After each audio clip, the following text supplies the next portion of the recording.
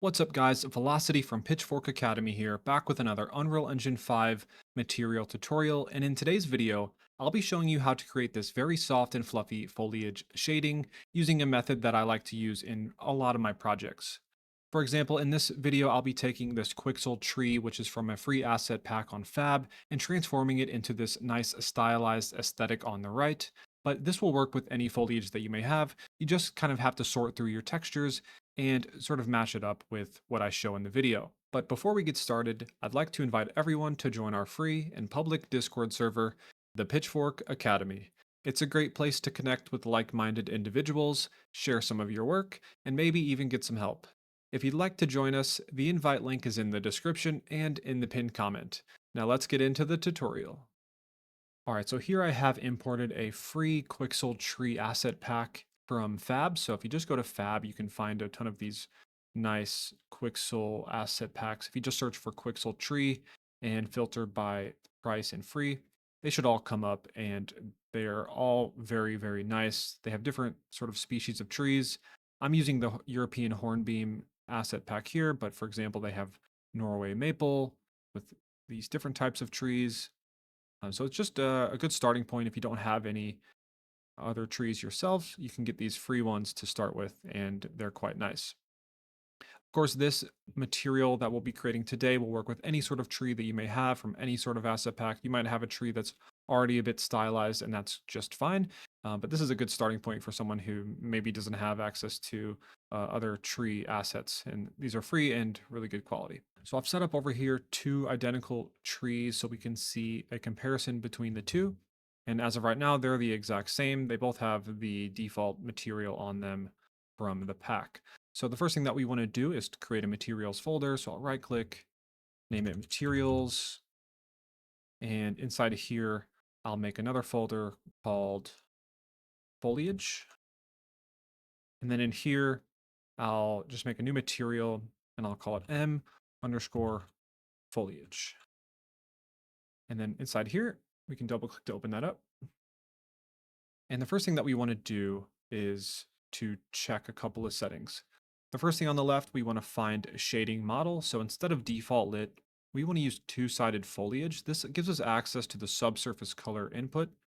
And this is where we get a really nice effect. So this is very important. The next thing is to make sure that two-sided is checked on. And then we want to scroll down, and this is really where the magic happens. You can see here this tangent space normal. This basically, if you turn this off, it will not use the tangent space normals that are basically made with the 3D model. We're going to not use those and instead use the world space normal. And this is what makes the shading really nice and soft. And basically we want to drag off of the normal, and we can, well, we don't have to drag off. We can just hold 3 and click, and we'll get a color vector parameter. And we'll just double click on this and set the B value to be 1. You can also set the value here, which is pretty handy. So now that we have that, really quickly, we can just visualize the effect that we're kind of going for. We're going to add a lot more to this, but just to visualize everything, I'll make another color, convert it to a parameter, and I'll call this color. I'll double click to open it up, and then I'll just set it to be a soft dark green. I'll set this to be the base color and the subsurface color.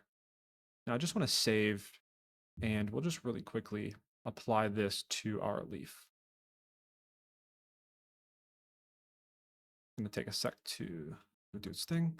We haven't applied the opacity mask yet, so it looks a bit weird, but already you can see that it's a little bit softer shading, and we can just visualize why that's happening. So if we go to the lit button here and then down to buffer visualization and go down to world normal, you can see here on the left, we have a ton of color variation in the normal. There's a lot of high contrast here. And this is basically a direct correlation to the high contrast in the lighting itself. So anytime you see vastly different colors next to each other, it's going to be vastly different shading or the way that the material reacts to light. Whereas this tree on the right, now that we have tangent space normal turned off, it's all one uniform color, meaning that the way that it reacts to light is uniform around the whole tree. It doesn't look that great yet because we haven't added the textures, but we're going to do that next. We can go back to our material, and I'm just going to disconnect this color here, and we can drag this up top. What we're going to do next is just to go grab the textures from this tree pack. So I'm just going to double click on the material instance for this tree's leaves. Drag this over here. And so here we have the input textures.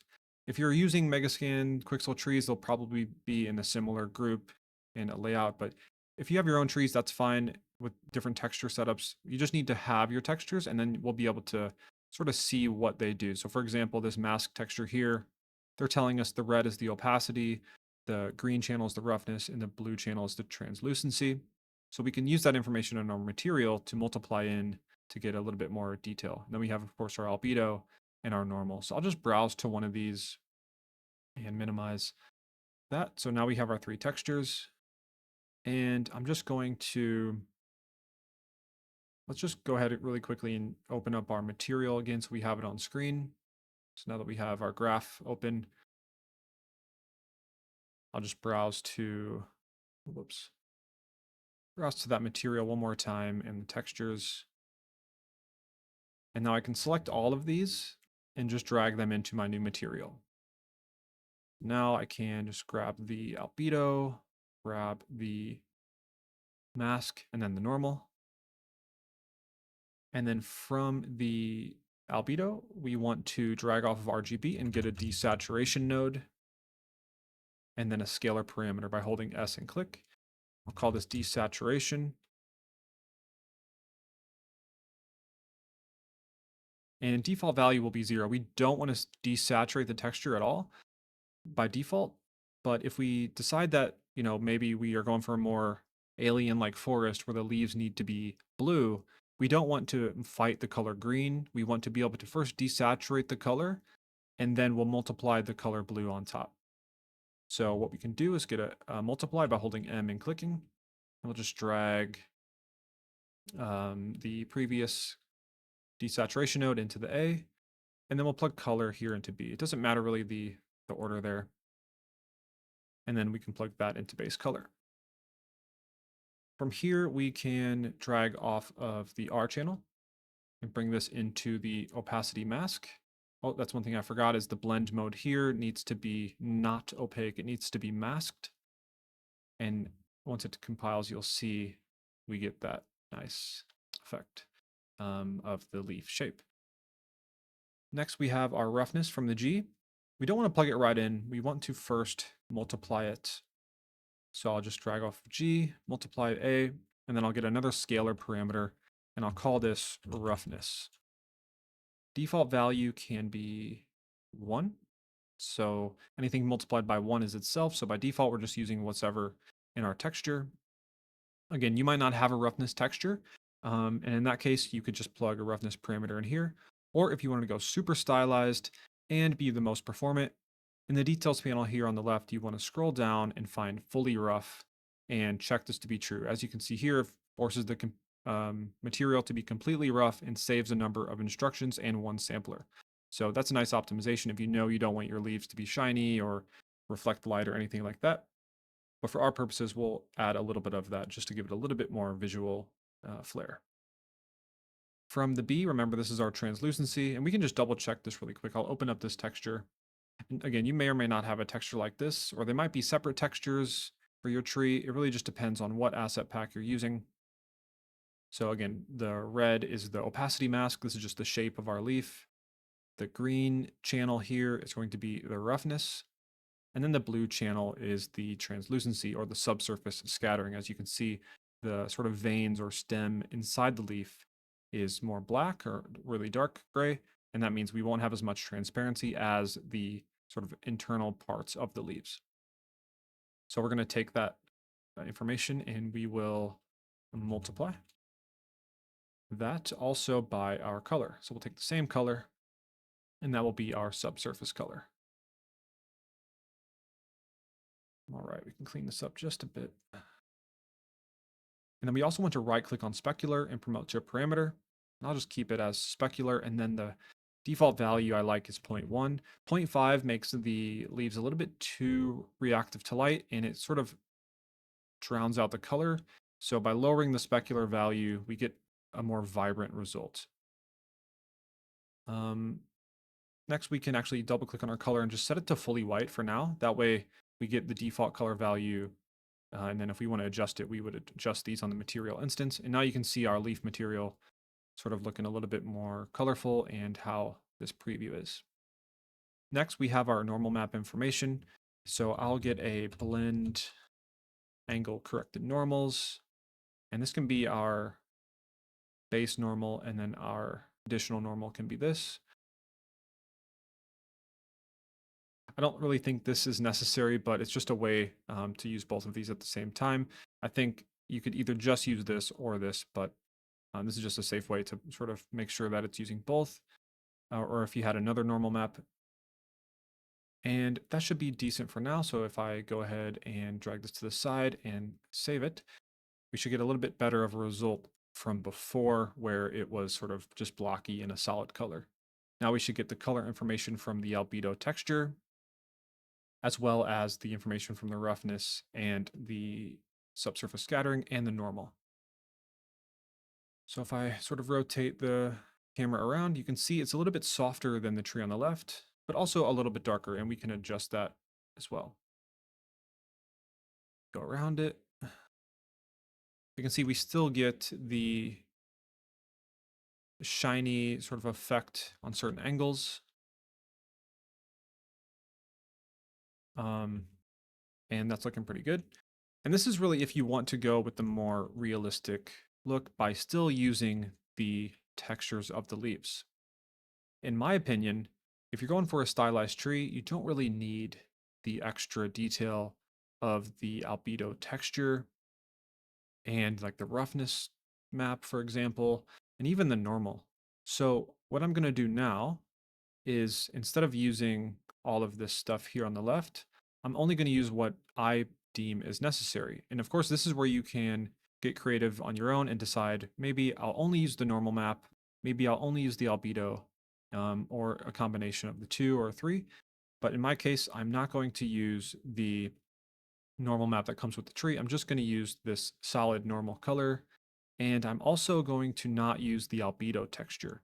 While this texture is really nice, it's a little bit overkill for me, in my opinion, for a stylized tree. Don't really need all of this extra detail, and it's another texture that is going to take up memory. For example, this one is imported at 8K, displayed at a maximum of 4K. So you could totally decide not to use this texture.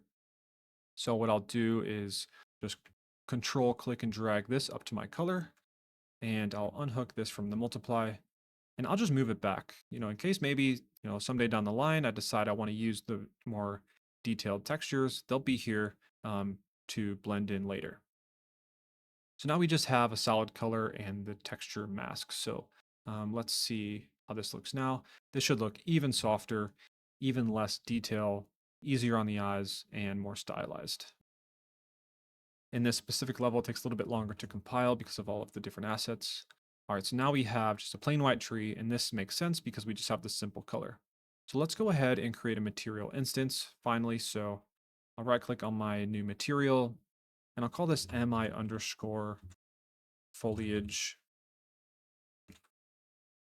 Or in this case, I'll call it leaves 1 or something like that.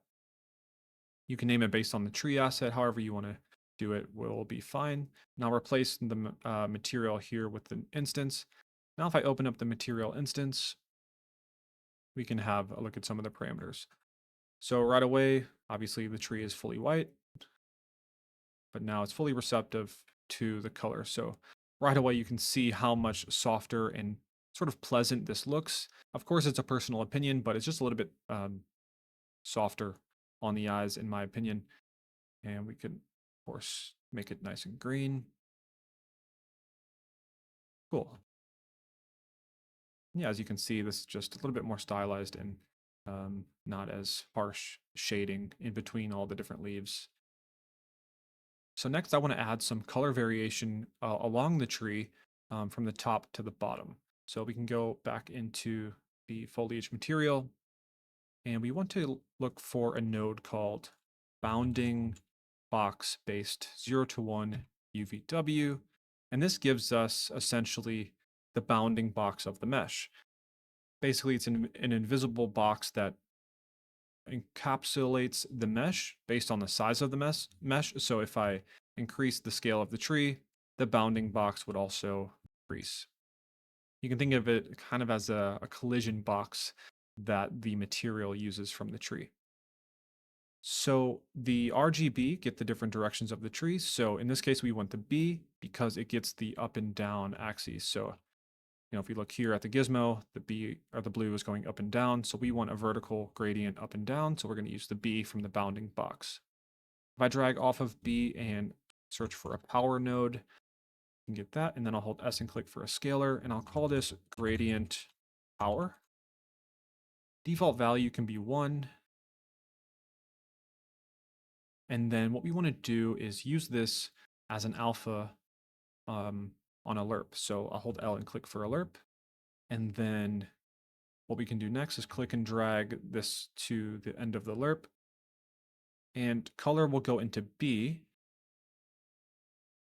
And then we can duplicate the color and I'll paste it above. And this one will be called color lower. And then this will go into A. And then off of the logic that we made up here, we want to just drag off and get a saturate. This keeps the value of this mask. We're basically creating a black to white mask, but we don't want the value technically to be lower than 0 or above 1, which seems kind of silly, but it is possible and it can cause some visual glitches and make the colors sort of get wacky. So saturate keeps it between 0 and 1 no matter what. And we'll use that on the alpha. And I'll just sort of flip this around like this.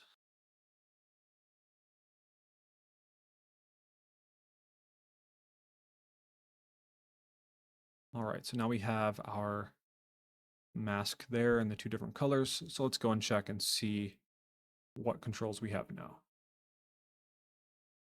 Again, it takes quite a bit longer to compile in this project because of all of the intense foliage in here. So right away you can kind of see what's happening since we haven't set the color lower yet. It's still fully white, but as soon as we start messing around with the color, you can see it changes quite a bit. So I'm going to set the lower color to be more of a bluish green. And then the upper color, I'll just make a little bit brighter. And then we can turn on our gradient power and mess with this. So if I make it really, really high, will probably just be that lower color. If I make it 0, will be the upper color. And then values between about 1 and 5 will kind of give you this nice in-between gradient look. And of course, this is where you can get really creative and make all sorts of different color combinations that might suit your project or whatever the biome is that you're working in. You can have different material instances for the biome that you're in. Maybe in the desert, you have, different color trees than in the forest per se. And you can have different gradients that just creates this really nice visual style. The next thing that we can look at is to check on some individual leaf variation. So depending on the way that your tree is made or what textures that you have that come with it, you can create some different color variation on top of this existing vertical gradient. So the first way to do it is to get a linear gradient node. This takes the texture coordinate space, for example, one of these textures here. So if I open this up, this node here, whoops, lost that texture. The linear gradient node, basically, you can get a vertical gradient across this texture or a horizontal gradient. And that's essentially what this node does. The vertical goes up and down, and then the U goes left and right.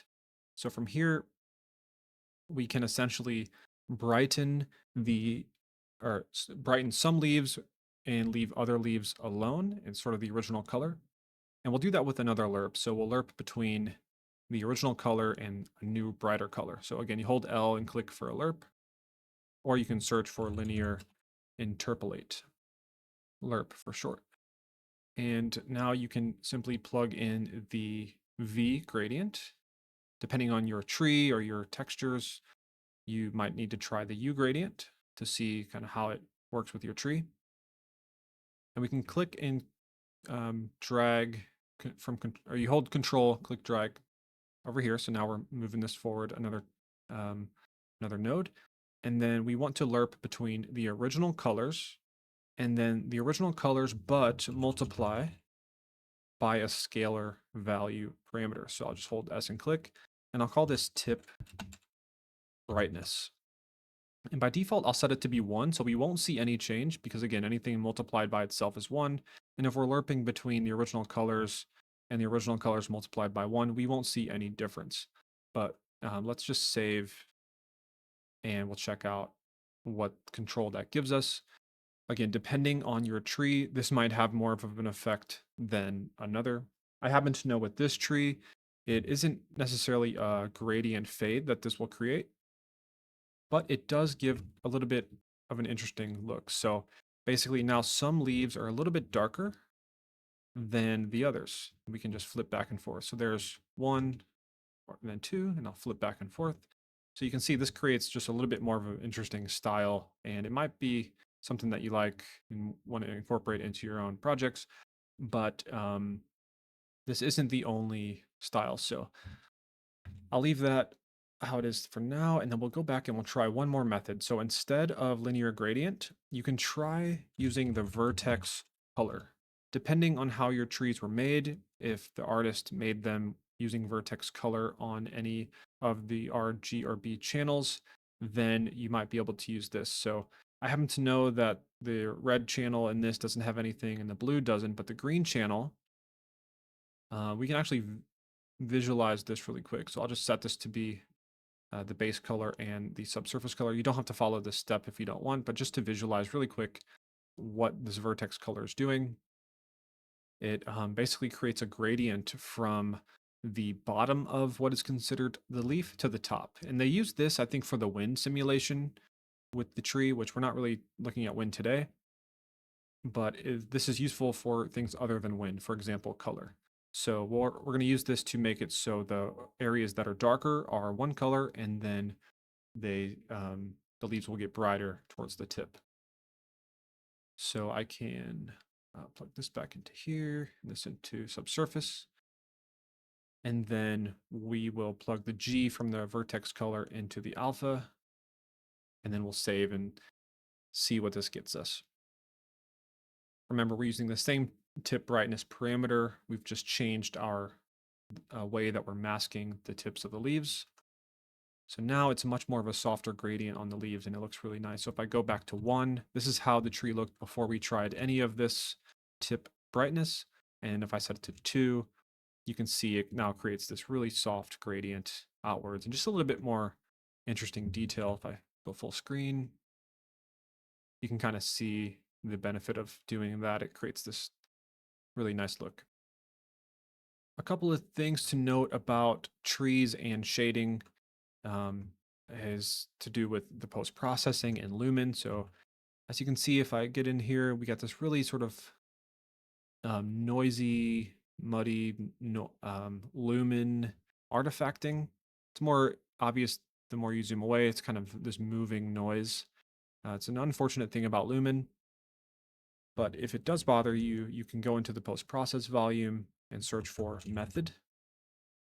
And you can see here we're on lumen. If I turn it off right away, it gets rid of that. But you can also try screen space, global illumination, and that's another method.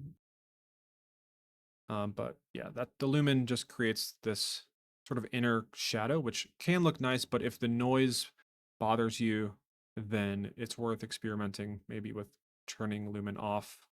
But I'll leave it on just for the purpose of this video. So if you are using lumen, this next thing that I'm going to talk about won't be an issue, but if you decide to go the more performant route and either turn lumen off or use screen space global illumination, you might notice some flickering inside the tree. I can see some jumping around in here. If I go full screen, maybe it'll be a little bit more obvious. But if I go back to my outliner and I find my skylight and go up to the mobility, changing from movable to stationary gets rid of that flickering, and it also disables a feature called distance field ambient occlusion, which it doesn't state here that movable enables that, but it does. So if you have movable on, it creates sort of this self-shadowing effect inside of areas that it considers to be crevices or little areas that might have self-shadowing, but stationary disables that and it removes that flickering. So that's just one thing to keep in mind if you want to not use lumen, but you have some flickering, you could try setting your skylight to stationary. I'll set it back to movable, and I'll put my post-process volume back to be lumen, just because I think the color looks a little bit more vibrant. But again, it's all personal preference, really. The last thing that we can do for this foliage is add a little bit of wind. So I'll go down to the bottom here, and we want to add something to the world position offset. What I'll do is right click and search for simple grass wind. And as the name suggests, this is a simple material function that essentially gives you some moving animations that you can apply to the world position offset for the vertices of the mesh. So what we can do is right click on each of these and click promote to parameter. Except for the last one, we want to just make a simple single value. So I'll just hold 1 and click. This will give us a single vector, and we can just plug the 0 into there. And now we have these 3 wind parameters. I'll just go ahead and plug this into my world position offset. And we can drag this over here. And now if I drag this over, we can save. And we'll check out what those parameters give us. There is some built-in wind animation stuff that comes with this Megascan asset pack. It is quite advanced and requires some knowledge of how it's set up. You can definitely experiment with it. You can go into the master material of, for example, this tree here and find the material function. But I think for a stylized game, maybe just having a little bit of moving wind on the leaves is enough. So I go up to the leaves here, we can turn on some stuff. So intensity I'll set to be 1. Wind speed I'll set to be 0.1, so 0.1. And then wind weight will start at 0.1. We'll see how that looks. So here we go. We got some leaves moving around. 0.2, 0.5. So there we go. We got some nice wind on our leaves. And of course, you can go crazy with this if you want. You can go really crazy and get some nightmare fuel, nightmare trees. But I don't suggest that. So I think 0.5 is probably a good starting point on the weight, and then 1 for the intensity, and the speed, of course, you can mess around with. Maybe 0.2 is a little bit more interesting. And yeah, definitely have some fun with this, guys. You can play around with these colors and get some really, really cool results. You can get that sort of Studio Ghibli shading on the trees where the bottom is a little bit more of a bluish green and the top is a little bit more of a regular green. So just a really nice way to get some stylized coloring going on along with the shading.